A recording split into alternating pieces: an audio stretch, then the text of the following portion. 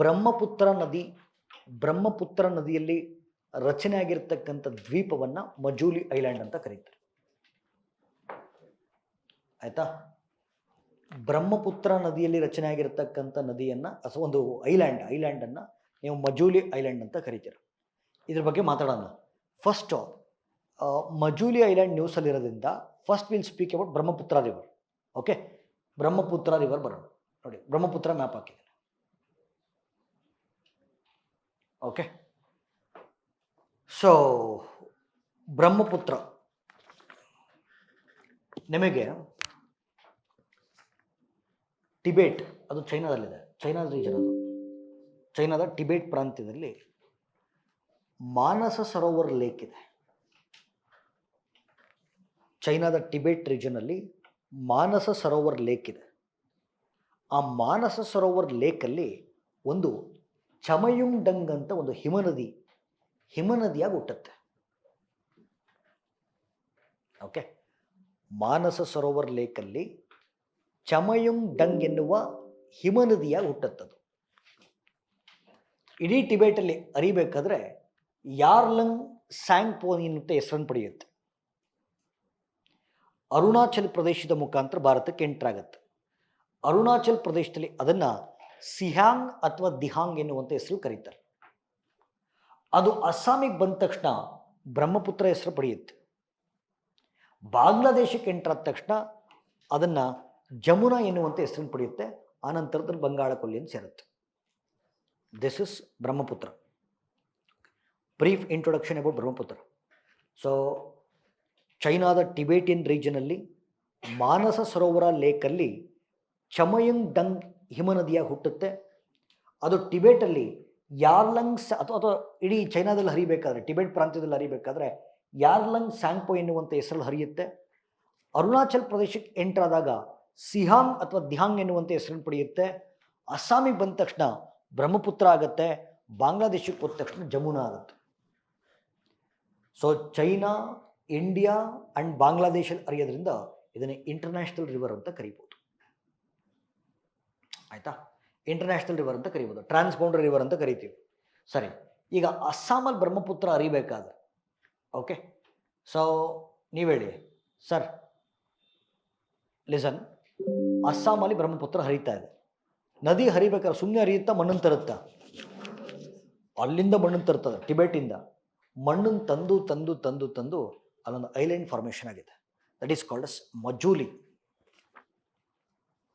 Okay, ನೋಡಿ, ವಿಶ್ವದ ಅತಿ ದೊಡ್ಡ, world's largest river inhabited island ಅಂತ ಕರಿತೀವಿ.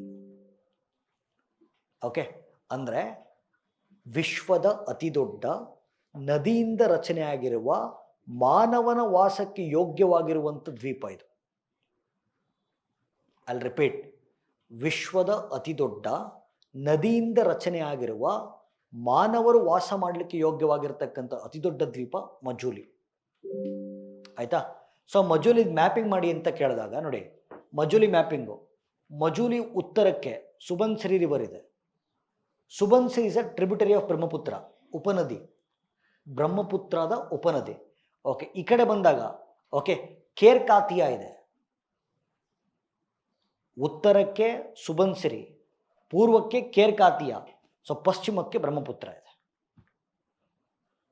ಓಕೆ ಸರ್, ಮಜೂಲಿದು ವಂಡರ್ಫುಲ್ ಇದೆ, ಇಮೇಜಸ್ ನೀವು ನೋಡಿಲ್ಲ ಅಷ್ಟೇ, ಭಾಳ ಚೆನ್ನಾಗಿದೆ ಮಜೂಲಿ, ಟೂರಿಸಮ್ ಸ್ಪಾಟ್ ಇದು.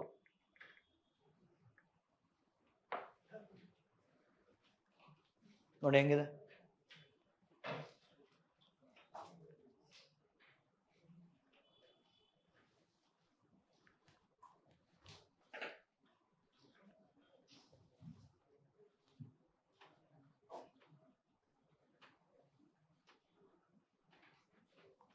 ಒಂದೇ ಐಲ್ಯಾಂಡ್ ಇರಲ್ಲ, ಸಣ್ಣ ಸಣ್ಣ ದ್ವೀಪಗಳಿರ್ತಾವೆ ನೋಡಿ, ಮಜೂಲಿ ಐಲ್ಯಾಂಡ್.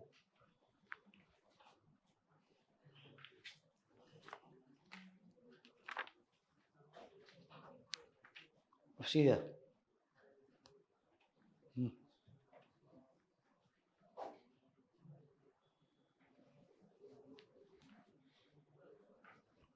ಓಕೆ, ಸಣ್ಣ ಸಣ್ಣ ದ್ವೀಪಗಳ ರಚನೆ ಆಗಿದ್ದಾವೆ.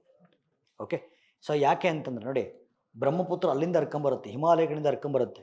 ಸೊ ಬರ್ತಾ ಬರ್ತಾ ಬರ್ತಾ so well fertile alluvial soil ತರುತ್ತೆ.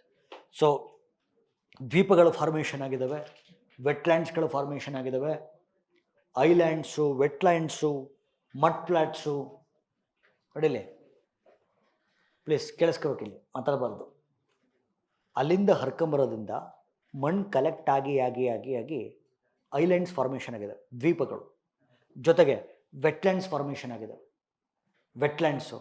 ಅದ್ರ ಜೊತೆಗೆ ಈ ಏನಂತಾರೆ ಸ್ಯಾಂಡ್ ಬಾರ್ಸ್ ಅಂದರೆ ಮರಳಿನಿಂದ ಕೂಡಿರ್ತಕ್ಕಂಥ ಅಂದರೆ ವೆಟ್ಲ್ಯಾಂಡ್ಸ್ ಥರನೇ. ಓಕೆ, ಸೊ ಅದಕ್ಕೊಂದು ವಿಶೇಷವಾಗಿ ಹೆಸರಿಟ್ಟಿದ್ದಾರೆ. ಓಕೆ, ಆ ವಿಶೇಷವಾಗಿ ಹೆಸರಿಟ್ಟಿದ್ದಾರೆ ಎಸ್ ಚಪೋರೀಸ್ ಅಂತ.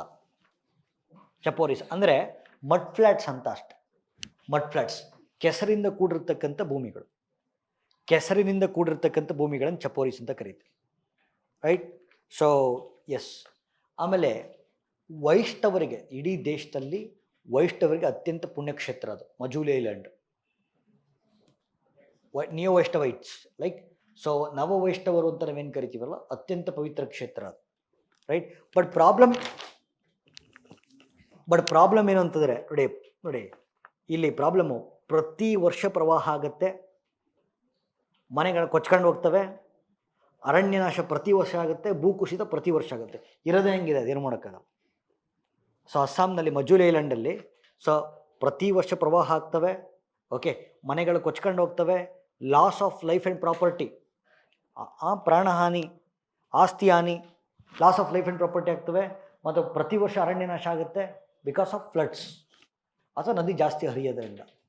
ಮತ್ತು ಇಲ್ಲಿ ವಿಶೇಷವಾಗಿ ಕಂಡು ಬರ್ತಕ್ಕಂಥ ಬುಡಕಟ್ಟು ಜನಗಳ ಹೆಸರು ಮಿಸ್ಸಿಂಗ್ ಅಂತ, ಮಿಸ್ಸಿಂಗ್ ದಿಯೋರಿ ಅಂತಿದ್ದಾರೆ, ಸೋನಾವಾಲ್ ಕಚಾರಿ, ಈ ಥರದ ಬುಡಕಟ್ಟು ಜನಗಳು ಕಾಣಿಸ್ತಾರೆ. ಓಕೆ, ಹಾಗಾದರೆ why Majuli is in news, right? Please ಓದಿ.